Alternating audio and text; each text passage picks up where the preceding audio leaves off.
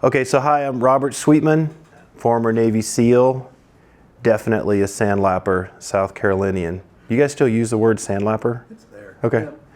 Yep. That's old school. But actually, if you look all the way back in my history, now this might be a little bit controversial, but I'm named after my father. I have a little boy too. He's Robert III.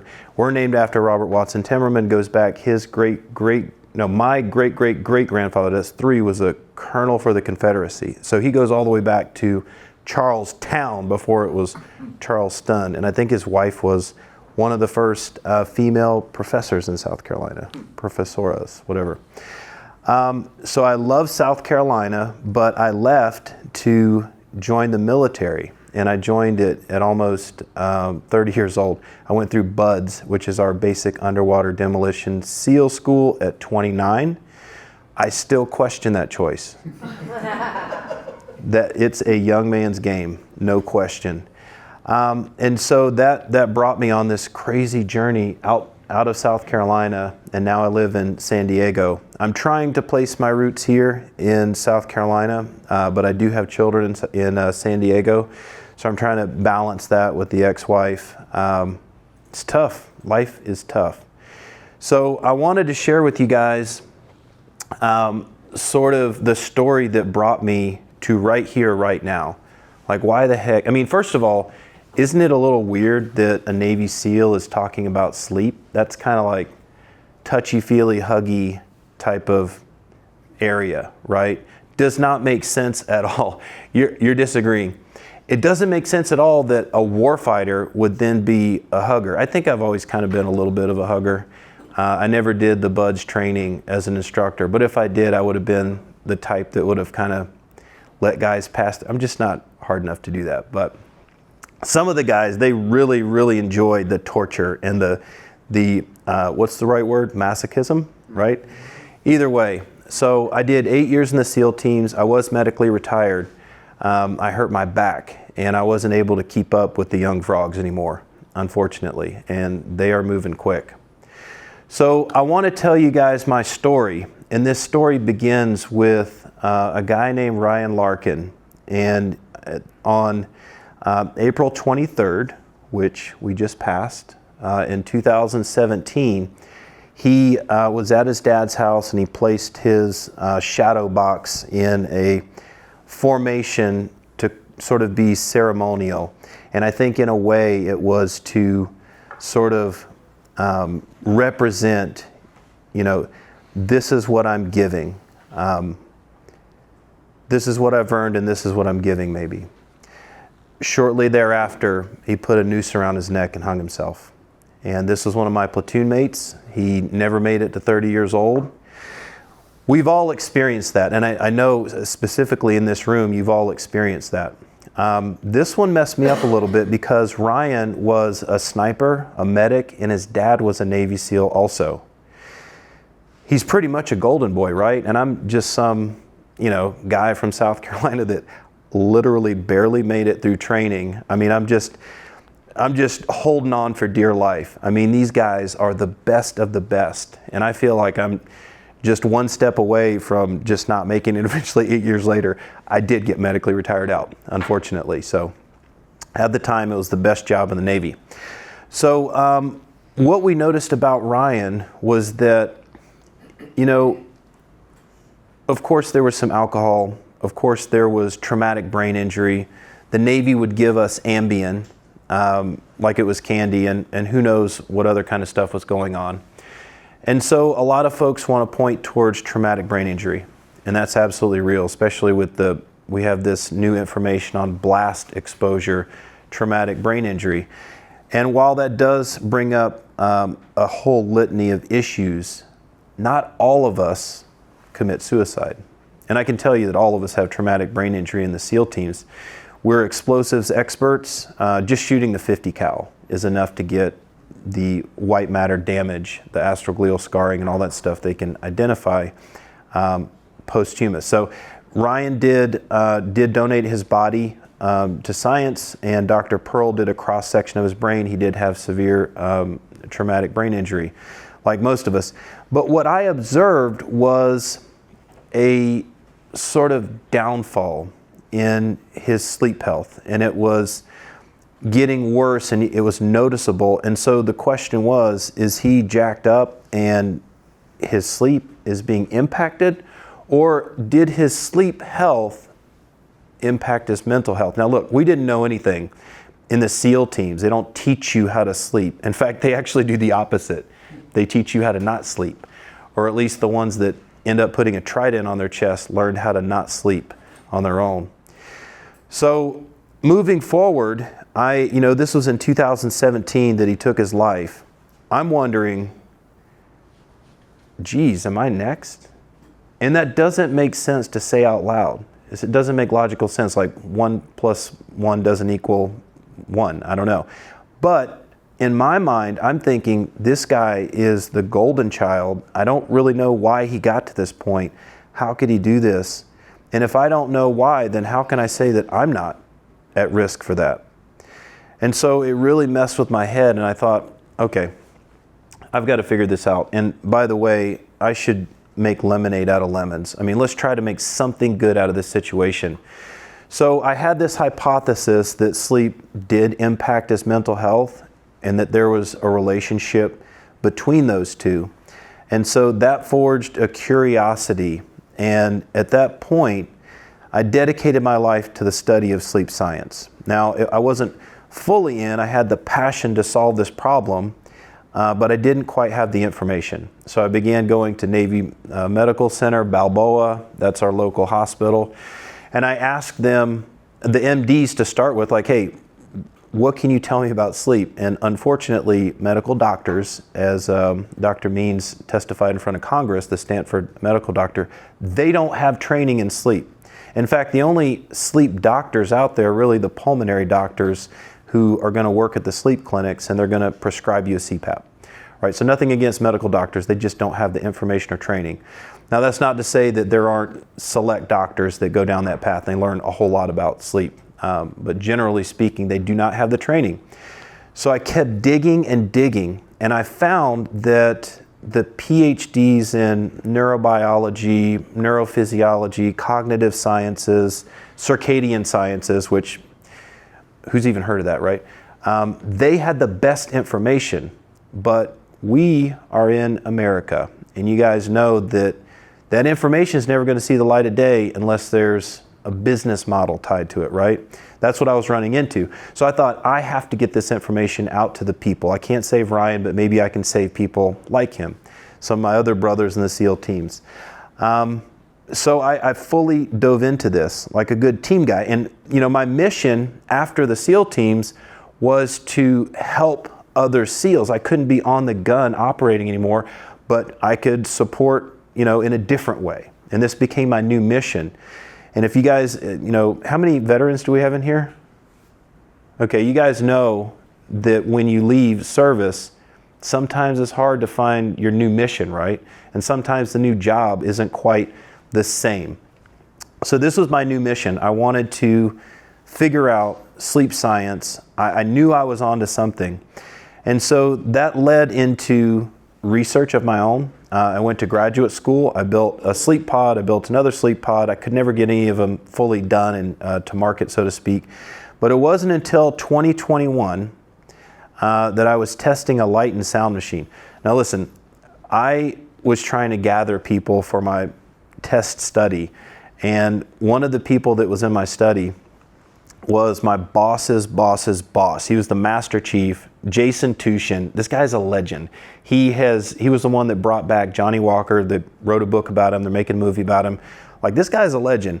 He's the Master Chief in charge at Group 1, which is about as high as it goes before you go down to SoCom, Florida. It's like, wow, he said yes. So I've got Jason Tushin in my study and a bunch of other combat vets. I'm like, all right, I can't screw this up. And so the premise was, I just wanted to test a light and sound machine to see if it worked. And if it worked, then I could bring it to market and I could, save millions of lives. And this was this whole dream. But what ended up happening was a little bit different. This was a 42-day program. And the reason I designed it that way was because I wanted people to be sitting in their chairs long enough to establish a habit. right? We all know habit formation, right? So if I could get them to do something for long enough, then there's a chance that I could have lasting impact. Because if you go to the gym for a week or 2 weeks and you quit, like that's not going to be lasting. But if you get in there and you hit that 1 month mark, all of a sudden it becomes autopilot and you're firing on all 8 cylinders. Now this is a part of your routine. So routines and habit, that's sort of a theme of all this. So I realized at that moment that this is what I need to do. I need to do this plan. That was the 62 Romeo. And since then, we've turned it into a nonprofit, and we've actually graduated hundreds of people. And that is no small feat. Dragging one person through a 42-day course is, we've done active duty Greenville Sheriff's Department through this program. So that has a net effect of thousands of people. A lot of these folks, especially the health and wellness, human performance, peer support, all these type of folks, bring this back to their departments or divisions and whatnot, military, first responder, otherwise, and they share their story. So this has been since 2021. I've been doing this for a while. Now we've sort of transitioned and we're teaching new coaches how to host their own cohort. So now we're exponentially growing. So what I'd like to do is explain a little bit about this program and why it makes such a big impact. And then I'm also happy to take questions. So the first part of 62 Romeo Sleep 101 is an introduction. And we want to make sure that everybody feels comfortable and they understand the entire scope of the program. Just like, all right, here's what we're going to do. Here's how long it's going to take. Here's your level of effort. And basically the thinking is we need a measure, right? First of all, if we want to know how we're doing, we need to measure it. And so we take objective and subjective measurements. That means that objective is a sleep measurement device. A lot of us have wearables on that can measure our sleep. Okay, that's one way to do it. We have our own specific way to do it. And then the other way is subjective. What is subjective? That means like how you feel about your sleep. And so we do clinical surveys before and after, and we do daily sleep diaries. And it's 2025, I have all this stuff automated. AI is in play. Now we've got a Dr. Rob AI that you can go on there and just ask questions. It's all free. So now we've introduced people within this first week, and we say, okay, now you're going to set up your equipment. We're going to make sure this is authenticated. We're going to measure you starting this week, but we don't want to do anything different. And it's a little underwhelming, and people kind of get frustrated, like, fix my sleep now. I'm screwed up now. But we say, no, we're going to make you suffer for another week. Maybe I would have been a good first phase instructor. I don't know. So that first week, we call that our baseline sleep measurement. And I would encourage any of you who are going to go on a journey of changing your sleep to measure it, right? And so the importance of a baseline is we're looking at how is your sleep normally, right? Are you sleeping right now? I'm kidding. But that's okay, actually. I'm not offended. As a sleep scientist, I'm honored if you do fall asleep. So you get your baseline, and then you understand, okay, here's how jacked up my sleep is right now. Okay, then we start to make improvements. And the way that I structured this, I think is genius. If I don't say so myself. Now my name is the Sleep Genius, but I did not give myself that name. It's kind of like an Appalachian Trail name. You can't give it to yourself, right? I helped a bunch of, a cohort of Navy SEALs, and one of the guys was like, dude, you're the Sleep Genius. And I was like, I'll keep it. It's good for marketing, right? So that second week, we dig in. It's like, okay, this is pretty easy. We're going to turn it up a little bit. All right. And so these are things that you can do on your own, which, by the way, I can help you guys get into we still run the course now. I can help you get into it. We run scholarships all the time. But this is also stuff that you can do on your own. It's kind of a matter of discipline, right? Like if you can do this on your own, cool. If you struggle with it, sometimes it's easier to go through the actual program where it's telling you what to do. But we look at what we call the sleep dojo, right? Now, I'm a martial artist. I held all the records at Liberty High School for wrestling until a few years ago, and one of those young bucks outdid me. So I went on to jiu-jitsu, and then I started wearing that gi, and I've traveled the world doing jiu-jitsu. So when I step into a dojo for jiu-jitsu, right, what are some of the things that are always true? I know we got some jiu-jitsu people in here. Somebody. We bow when we enter, we show respect. There's weird things like you turn around to tie your belt and stuff like that, but this is a place that we come to train. This is where we come to cultivate our skill set. And in doing so, you know, we listen to the instructor, and there's just this whole thing about being the best version of ourselves. Excuse me. So what does that mean when I say sleep dojo? So to me, like if our bedroom becomes a sanctuary where we're there for recovery, that's it. The bedroom is for sleep and sex. And a lot of people giggle at that, but really that's it. We shouldn't have the TV, we shouldn't have the cell phone, the email. We're working on the to-do list for tomorrow because we're getting stressed out, we're getting spun up. Other things we don't want to do are argue with our spouse, right? That creates negative psychological associations with the bedroom. When we when we step into the bedroom, we want to be relaxed. This is our place to recover and rest. So having sort of this tranquil environment where you can slip into sleep uninterrupted is exactly what we're looking for. And so I like to focus on three things: light, sound, and temperature. And if you guys want to remember these are things that you can work on at your home now, or you can try to plan these type of things on travel. Makes a big impact. So light.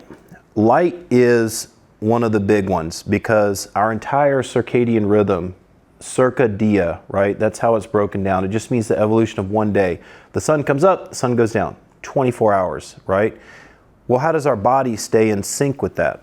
Well, it's the light. And so when the sunlight comes up in the morning, it hits the retina in our eye, it exposes our eye to that much light, it's signaling, right? And then as the sun goes down at nighttime, we also see that signaling, and it tells us, hey, it's time to go to bed. Our melatonin starts to release. That's the sleep hormone. So getting the light right is a big deal. That's why they talk about the blue light, right? Now there's been controversy on social media. Does the blue light affect you? Does it not? It is a fact that blue light slows down melatonin production. In fact, consistently in a laboratory, we can phase shift someone's sleep cycle, meaning like if we expose them to bright artificial light, we can make their melatonin production sort of shift to the right, and that shifts their entire sleep schedule, like metaphysically, right? So the first one is light. If we want to get good sleep, we really have to have light discipline, right? And for those in the military, if you've ever been on an operation, it's good to have light discipline, right? You don't want to be the guy with the flashlight like this, you get shot. So light discipline's important.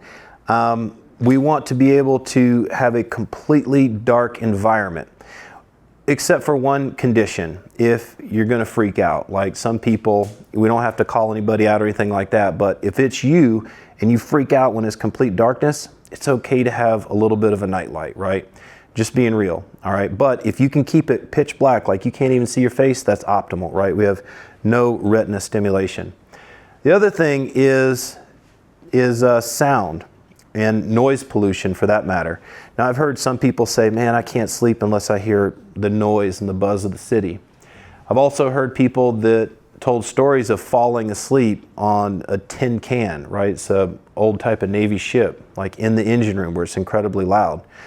What we do know, and this is going to sound contradictory, what we do know is that if we are asleep and there are sound spikes as low as 35 decibels, I'm probably talking at 55 decibels right now.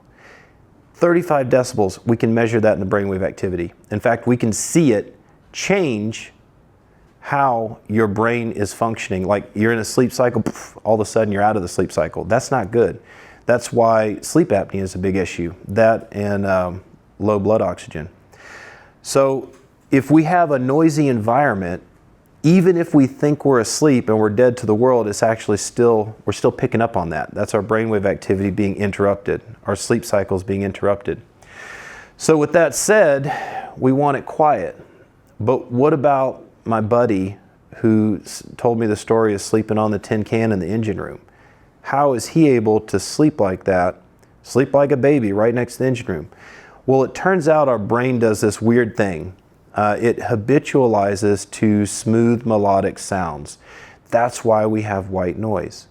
And then some people say, oh, well, white noise is annoying. I don't like that. You can find something else. Brown noise is my favorite. Pink noise is the favorite of most sleep scientists. Do a waterfall, beach, ocean. I mean, they've got apps for days like this. And if anybody wants any recommendations on an actual sound machine, I know most of them, right? But what happens is when you play that sound, let's say we turn it up to, 50 decibels. You're thinking, isn't that noise going to keep me awake? Only if it's jarring. If it's a smooth melodic sound, your brain habitualizes to that. It normalizes, and then it buffers out all the other noise pollution, right? Have you ever turned up the noise on something so you don't hear your neighbors or hear your baby crying? That's messed up. You shouldn't do that. But that's how it works. Go ahead. What's pink noise and blue noise? Never heard this term. Pink noise is for women, blue is for men. I'm kidding. That was a good answer. Checks out. That's right. That's right. Marine Corps or no? Army. Okay. Now for the real answer. So it's different frequencies, right? Think of like static noise, but then if you like visualize it, you have this big scatter of the frequency, and you can see the shape of the frequency change. Now, if I play it, let me see if I can play some right now for you. See if I can pull this off on the fly. Is that in your app that you're pulling that from? There are tons of apps that'll do this. You don't have to have my app, but I like the app I use. All right, so here's white noise. Let's see if you guys can hear this. To me, it kind of sounds like Niagara Falls, right? Just like, or staticky. All right, here is pink noise, which sleep scientists say is the best. I think it's preference. Can you guys tell the difference? It's slightly different. And then here's my favorite, brown noise. Deeper tone. Deeper tone. That's why I like it. It's got that deeper tone. Play it on your nightstand. Yeah, you should probably plug in your phone because it'll use the battery. I think, so if we're talking about the Sleep Dojo, we talked about light, sound, and I'll talk about temperature in a second. Playing sound should be part of a wind down routine. Now, I'm sure all of you at some point have heard of a wind down routine. Put up your phone 45 minutes before bed, none of the blue light exposure. But the wind down routine is more than that, right? So we're talking about 45 minutes to an hour. And if you're coming off a hot call or a busy day, that's not easy to do, right? And a lot of guys, their answer is going to be 1, 2, or 3, right? That's how many fingers of scotch to go to bed. Do we need to unpack that? So that's not good for your sleep, by the way. So that 1 hour period, if we can be disciplined, and by the way, when Jason Tushin, the famous Navy SEAL, graduated from our course, he said this is the disciplined approach to sleep, which made my day, because if the most legendary SEAL that I knew said that I was disciplined, I think that's pretty cool. The medical term is sleep hygiene. Right? So sleep hygiene covers all of this stuff, right? But the wind down routine is very, very specific. Psychological safety, nervous system downregulation, social cues and triggers that your body knows to be preparatory for sleep. What do I mean by that? So let's say I drink Moon Brew coffee. Moon Brew coffee is one of our sponsors. I don't take any money from them, but they give us a 30% discount. You guys can use 62ROMEO, 62 Romeo, and get, I think, a 30% discount right now. You don't need to do anything. Moon Brew has no melatonin. It's just ashwagandha and reishi mushroom and L-theanine and all these beautiful. It's a really high quality product. And I think the most popular flavor is hot cocoa, right? So you drink hot cocoa before night. Now I'm not saying anybody needs to do that or take any supplements, but I like to do that sometimes because when I go on travel, which I just got back from Israel, huge time difference, right? How does my body know when it's time to go to sleep? Now, this is a whole nother discussion on how to manage jet lag and how to shift your circadian timing so you're not upside down on it. But one of the interesting things is if you can do things like get into your bedtime clothes in your bedtime routine, your wind down routine, you can do the same breath work like Wim Hof, right? He's pretty awesome, the Iceman. Down regulate. All of a sudden, your body just, you relax. And that's hard to do after a crazy call, especially when blood is involved, right? But we have to. We must downregulate because we're not going to be 100% the next day if we don't. So we're downregulating, and then I eat supper, and then I drink this Moon Brew, and then whatever, all of these things. Maybe I have a discussion with my wife, a discussion, right? Whatever we do, this is our routine, and all of these triggers in our brain and in our body are signaling to our body, oh, it's time to go to sleep, and it makes it easier to go to sleep. Whereas if it's totally random and totally chaotic, it can be difficult to force yourself into sleep. Now with a lot of work, I also teach napping, right? Dr. Brager and I talk about tactical napping, right? You got to get it where you can, if you're on a heavy rotation, you don't have time to sleep. Where can you get sleep? Well, tactical napping on the tarmac while you're waiting on the plane that's never going to show up.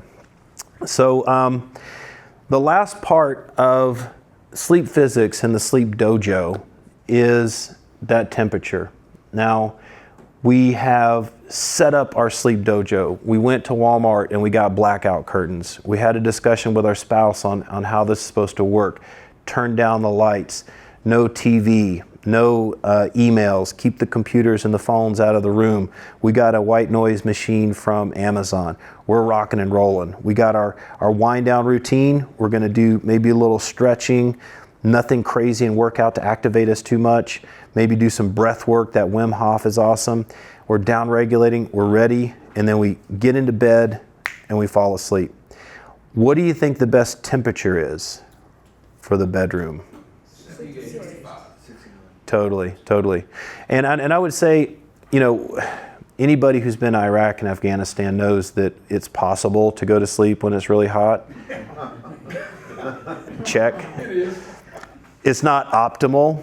And the reason why is because the body wants to cool off and get into this recovery mode, right? And if we are in a hot environment, the body's just working overtime to try to do that. And then, of course, if it's too cold, colder is better. But if it's too cold, then what? We're shivering and we can't actually sleep. So getting it right, 65, 68, it's shooter's choice. Like your personal preference is what's going to guide this. And by the way, don't we have different preferences as men and women, husband, wife? Like that conversation should happen. There's one of my colleagues, Wendy Troxel, wrote a book called Sharing the Covers. If you guys want to share that with your spouses, it's a very interesting journey into cohabitation, sleeping separately, different types of things. You'd be surprised the ending ends well. So with that, we want to be able to make sure that both partners are comfortable, but cool is better. Sometimes actually you can use things like chili pad. Like there's it's Uller, I think is the new name. They did a rebranding. And there's other ones like BedJet. But in essence, like let's say your wife wants to keep it cold and your husband runs hot all night, or I'm sorry, the wife needs to put on some extra blankets, keep it a little warmer, and the husband is sweating all night and, running through the last week's calls all over again.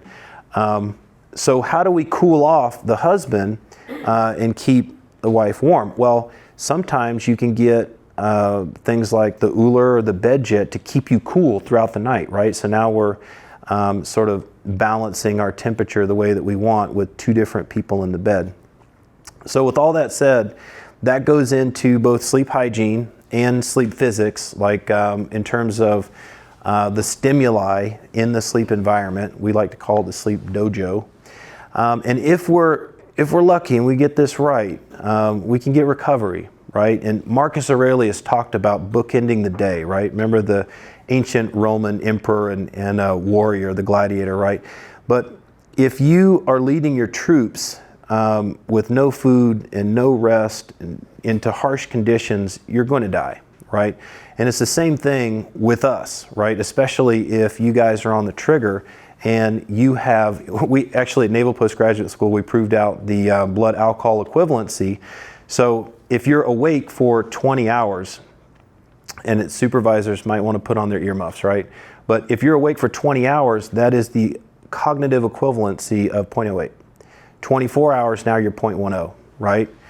And that's not okay to drink and drive, shoot and drive. We had a jigger to trigger law in the teams, like you can't drink within a certain amount of time of being on the trigger, whether it's training or operations, for good reason. But they didn't mind if we sleep deprived, right?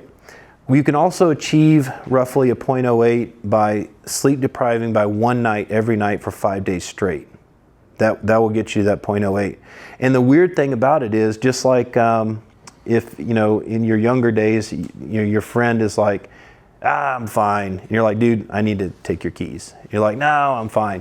We don't even realize how sleep deprived we are when we get to that state. And as, tough, people that put on the uniform, we're not going to admit weakness, right? It's part of the cultural dynamic of sleep that I'm sort of struggling with every day. It's like, how do we ask people to be better sleepers when a lot of times our peer group is going to say, well, if the job's too hard, they always have Walmart greeters, right? That's been said, right?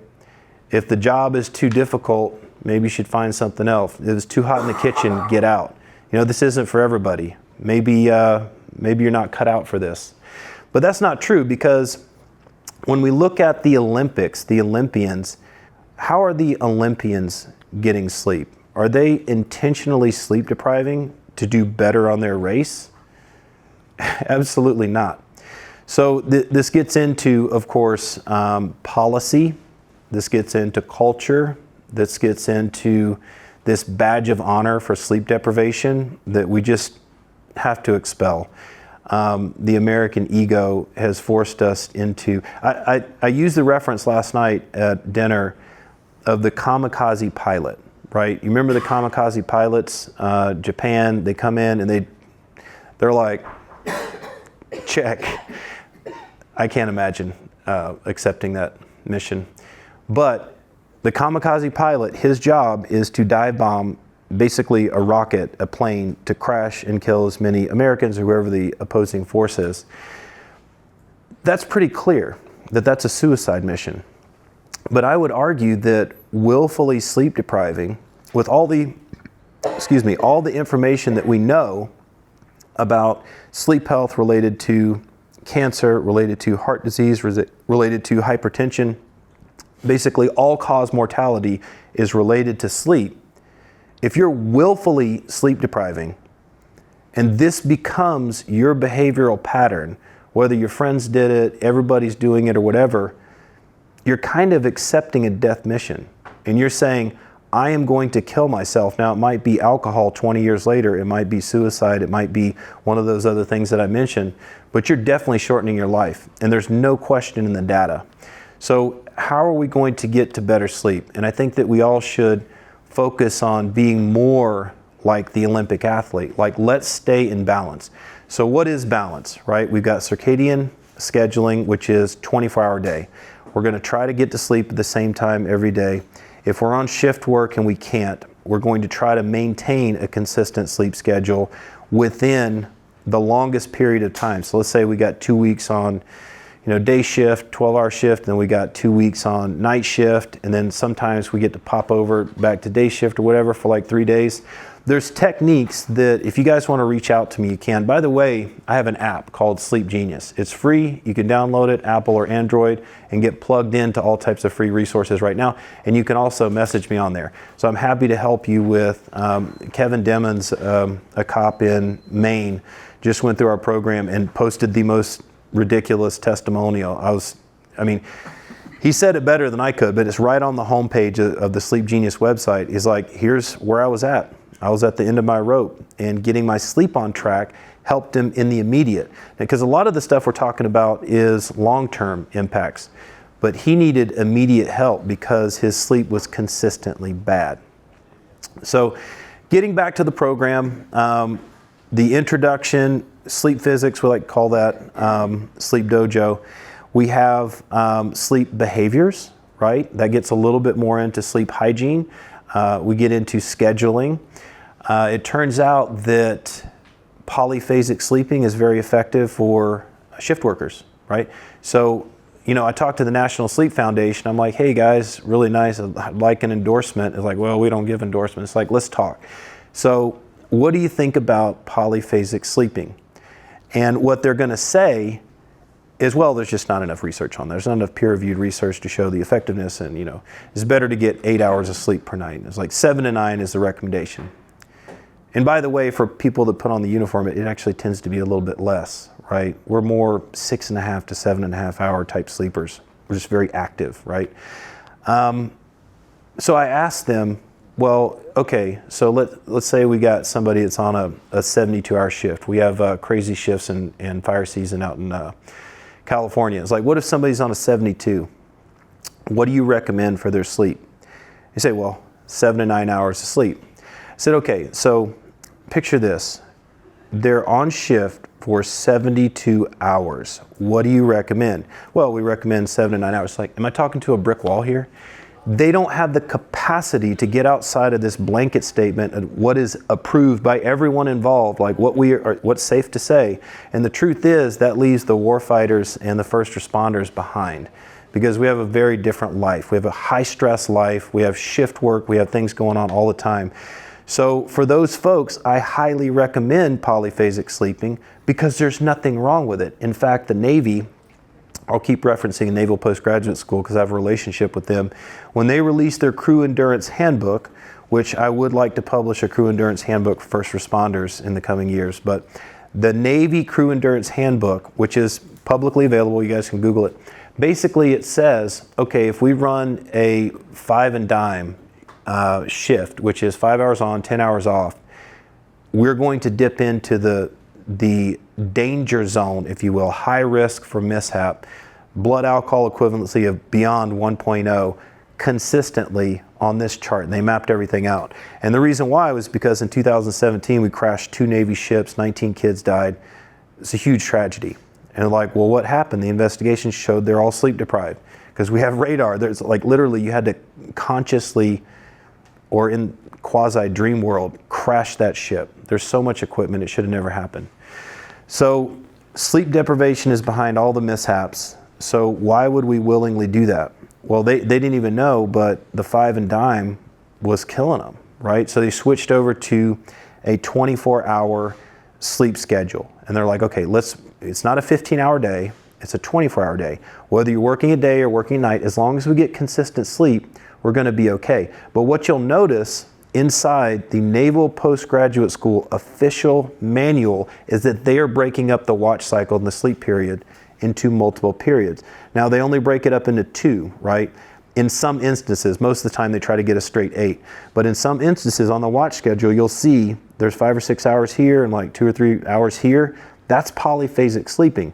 So 1 phase, monophasic, 2 phase, biphasic. Polyphasic just means multiple phases of sleep. So if you have a 4-hour shift here, or a 4-hour period of sleep here, and then another 90 minutes here, as long as you're getting the total amount of sleep per day, then you're good. Now we get back to consistency. We got to have consistency, right?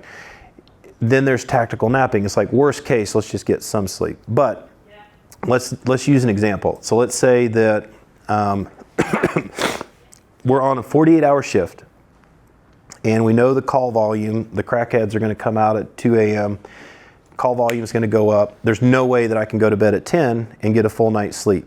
So if I'm able to go to bed at 8 when everything's kind of quiet and sleep all the way until, just use an example, 8 till let's say midnight, that's a 4-hour sleep period. Then call volume ramps up. We're awake for that. We know that's coming.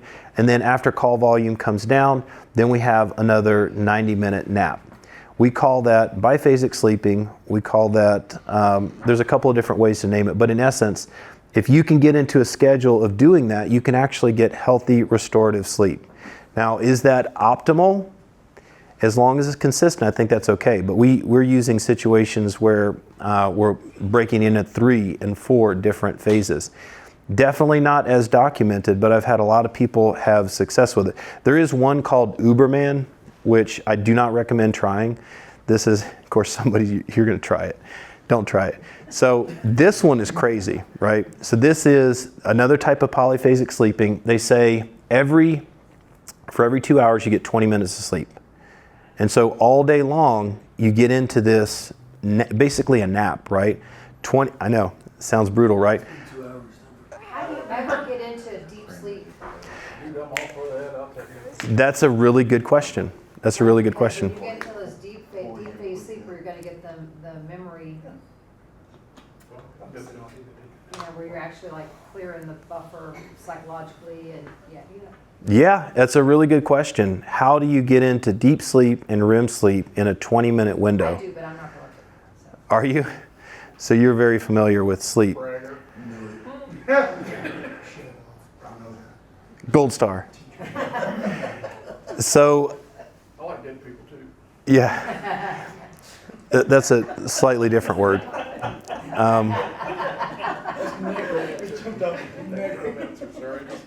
Sorry, we made you lose your train. One letter will. No, I'm just letting it unfold. So, yeah, so we don't really know. There's not a lot of studies done on this. I have had one guy that did it successfully, but what he said, this guy, I mean, Einstein did that. well, a lot of people, including Edison, right? And they Edison too, okay. like I think Einstein held the metal ball in his hand, and when he fell asleep, it dropped and it woke him up, and he's trying to like slip into that dream state and come back and forth. There's a whole thing on it, and like there's courses on lucid dreaming, and Charlie Morley's kind of the expert on. That's a whole nother topic. We're going to get spun at least another hour on that. No, it's okay. So we don't really know. I have one friend, another team guy, is a little kooky. He was trying to do, they call it Uberman. He tried to do this extreme polyphasic sleeping, and he was able to achieve it, and he said he was able to maintain it, but he missed one nap period, and the whole thing came crashing down like a house of cards. So there's not a ton of research. You bring up really good questions. I don't think it's healthy. No one thinks it's healthy, but some people say that it's possible. So we're in this course, and I'd like to wrap up the structure of this course, 62 Romeo Sleep 101, and then we can shift to questions. But I'm basically walking you guys along the path, just hitting the high points. So over 42 days, that's 6 weeks. Every week we meet for 1 hour, sometimes 90 minutes if there's a lot of discussion. And each week we have a topic. So we've been going over the topics. And then what I ask is like, hey, look, just take 5 minutes out of your day, do some relaxation techniques. And we bring in relaxation experts or whatever. So what is that, 5 minutes a day, 1 hour a week? Not that much. So then we move into drugs, right? There's little secrets, right? It's like, oh, the street drugs, right? They shouldn't do those. The alcohol, right? It's legal. What about benzos and non-benzos? I can get a prescription for those. A lot of MDs just pass them out like candy. That's a medical doctor. He's a licensed legal individual. My doctor told me to do it. I've helped physicians get off of 20-year addictions. Oh, wow. Yeah, to sleeping pills.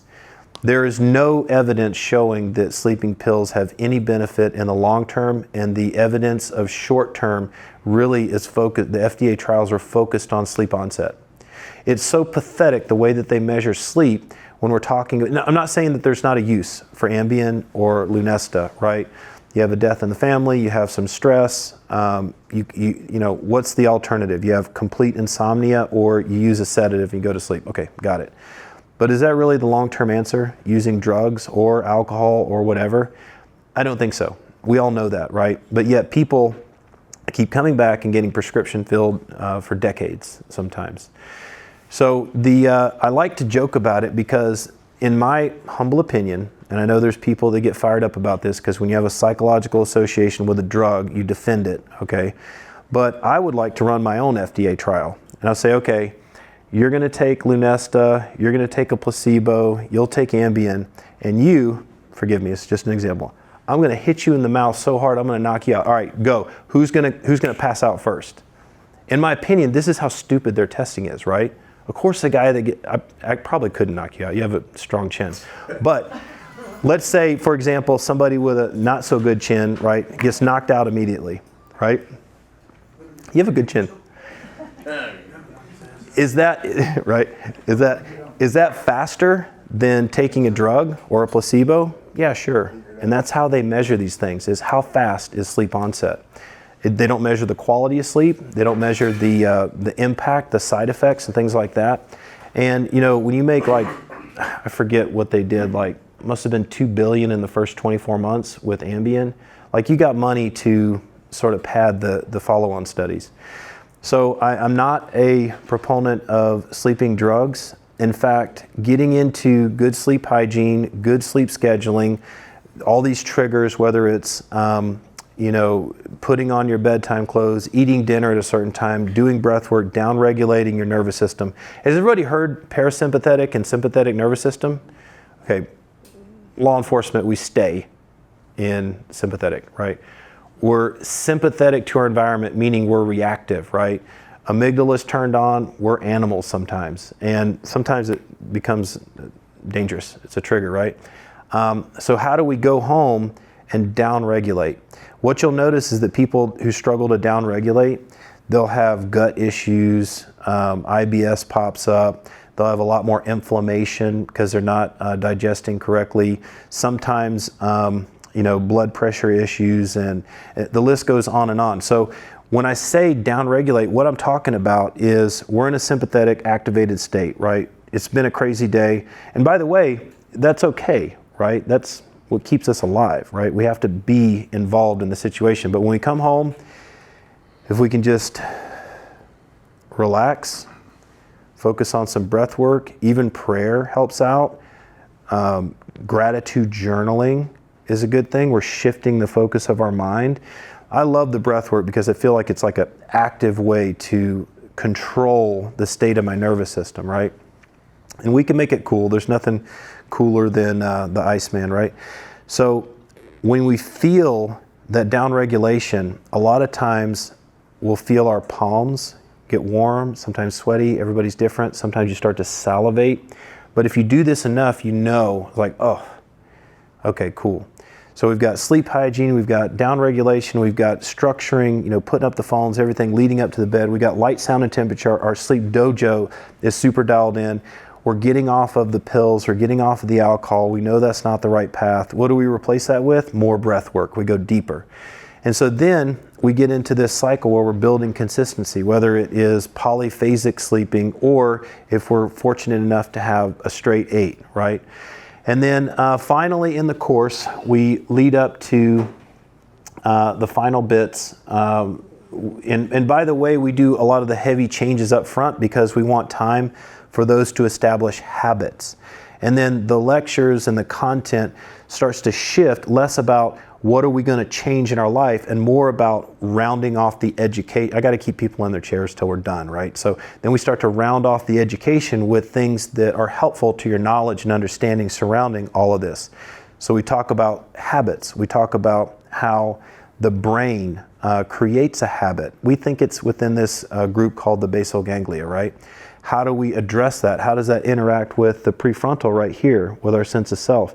How does sleep deprivation cut off the prefrontal from what is in control of our actions or our thoughts that lead to our actions, right? All of that stuff we talk about. How do we create a habit? Guess what? We've already created a habit because I've had you guys here for 5 weeks at this point. Then the final week, if you haven't seen objective and subjective spikes in your sleep performance, which we almost always do. Sometimes we have issues. People have extenuating circumstances, but most of the time we have a spike in week 5. Sometimes it's week 6, but by the time we're in week 6, we say, okay, final bit. we're going to talk about the wearables on the market, what's out there, and how do we read hypnograms. And then all of a sudden, you become a sleep ambassador, and I graduate you and send you out into the world to spread the good word. And believe you me, people have been spreading the good word. It's like when you save someone's life, and when your sleep is terrible, there's probably a couple people in this room. When your sleep is so bad, you're kind of on the edge, and then you get it completely back in order, your testosterone, your gym workouts, your relationship with your spouse is improving, that sleep is dialed in, that can be life-saving, no question. So I definitely have a lot of followers that are like, and I want people to educate their families and their churches and their departments. Just share it. We're not selling any drugs. There's no drugs, no pills, no surgery. It's just discipline, right? Like Jason Tushin said, if you know how sleep science works and you know what you need to do, and by the way, if you have sort of a structure to get it done, all of us can be good sleepers. So that's it. Thank you.